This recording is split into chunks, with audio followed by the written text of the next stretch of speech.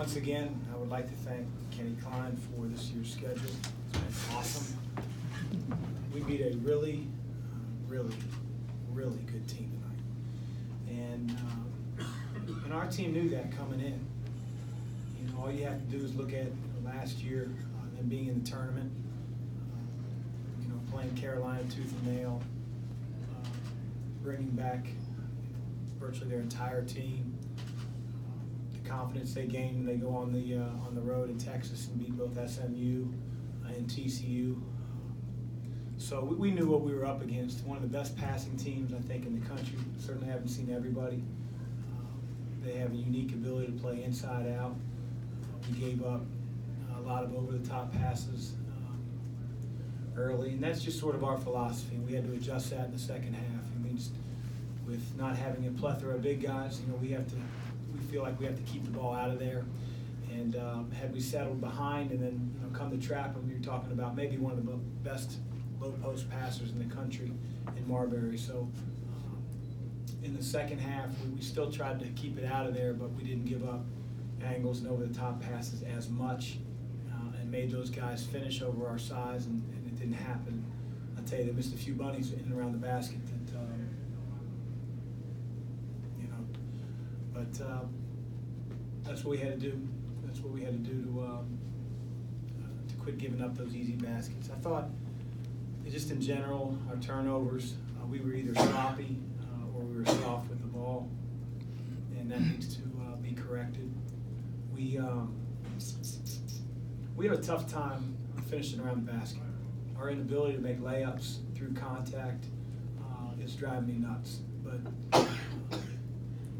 at least today we earned shots in and around the basket. Where I thought against IU, we just we played donut basketball and just shot the ball from the 3-point line. So we made an effort to drive, to get in the lane, to play the way we want to play. Now we've got to be able to convert some of those things around the basket to be a more effective team.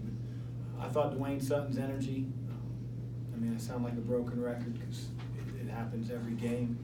Darius played much better, and then Malik was a difference maker for us. He just was. His ability to rebound, block shots, and he hit obviously a couple big threes. So we feel very fortunate with the win. Chris, on Malik, just talk. Obviously, the three-pointers those two were huge, but the block shot, and then I think 2 possessions in a row where he grabbed the rebound. How much has he come along in that regard? Yeah, I didn't coach him a year ago, but I did watch him on film, and he was a freshman. He was thin, and he got pushed around, and he's not going to be mistaken for Shaq in there, but he does have great size. He stays in the play. He has unique timing, to block a shot and be able to go after it. And it just seems like his hands are always around the rim, and we need him to play better offensively. And then his minutes was really increased because he's by far our best interior defender. But he did a great job tonight. Coach, if you could just kind of talk about the team made the run to close it down to a 1-point game at half. What was your message to the team to kind of get things going? It really seemed like you wanted to go to the basket and kind of dive to the rim. Well, for us, it started on the defensive end. Lipscomb's averaging 86 points a game. They've only scored under 80 one time.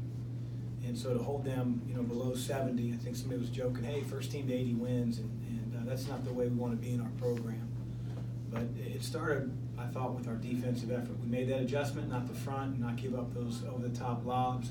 I think our ball pressure rattled them a little bit. We got a couple steals out in the passing lane, and they just looked a little disjointed there for a bit. Now, I will say that Marbury getting his third foul in transition, it was a foul, but it's one of those tough, unfortunate, bad luck fouls that when he goes to the bench, they're a different team. The kid, Asadul, is a good player, but he's not the dual threat that Marbury is in terms of passing the ball. So I thought that was a big difference defensively when he went out. It was a little bit easier to defend, but then all of a sudden my man Matthews, like bang, bang, 2 threes in a row, and I thought they took the oxygen out of the Yum Center there for a second. Coach, late in the game when it's really tight, what are you kind of saying to the team in the huddle just to kind of hope that they do just when they get back out there? It just depends if it's their ball or our ball, and trying to make sure that we understand what we're running, what we can't give up on the other end. A big key to this game is vision off the ball, because unlike a lot of teams throw the ball into their bigs, and that guy just sort of goes to work and takes a shot, whether it's a good shot or a bad shot, or if he throws it back out, it's because he's about to travel and he needs to get rid of the ball, where that's not the case here.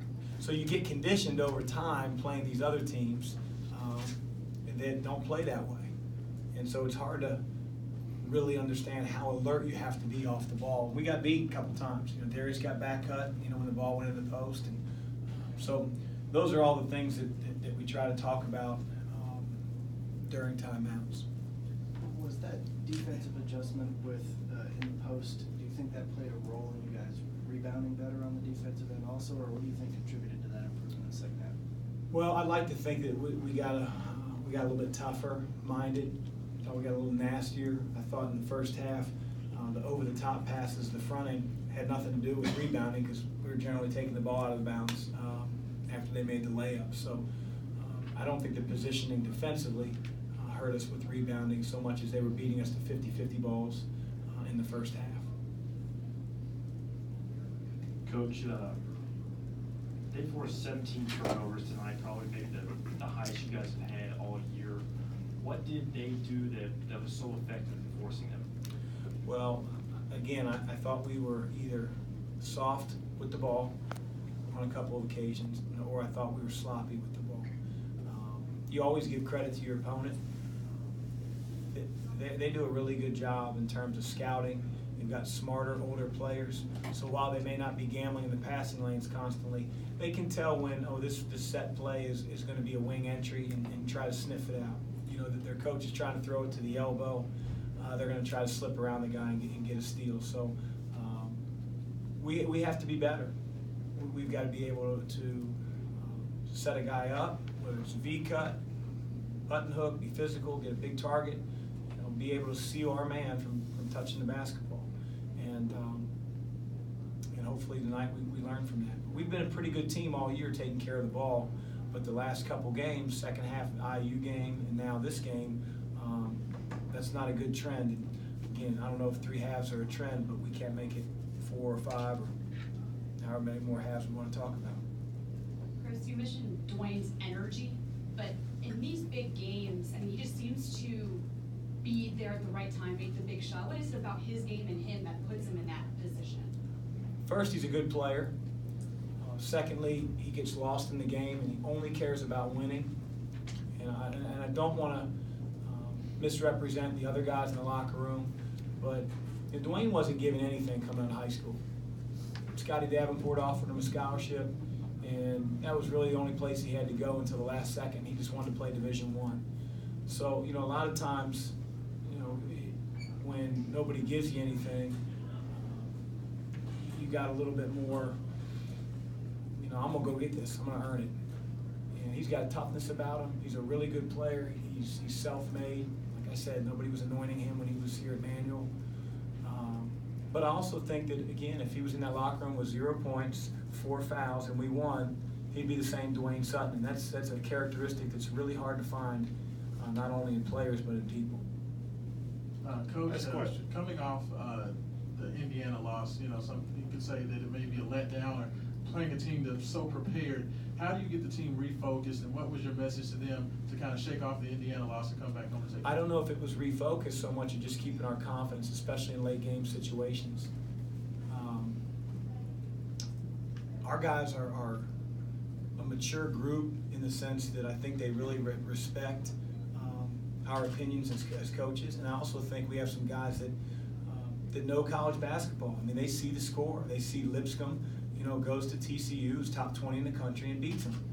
And so I told them the only 2 losses they've had are to their backyard rivals, and those guys know each other like the back of their hand. So I think there was a healthy respect coming in, and you know that's key. If you don't respect your opponent, we'd had no chance to win. We'd look like clowns tonight, and that wasn't the case. So as ugly as it was at times, Lipscomb had a whole lot to do with it. They got a great team. Thanks, Coach.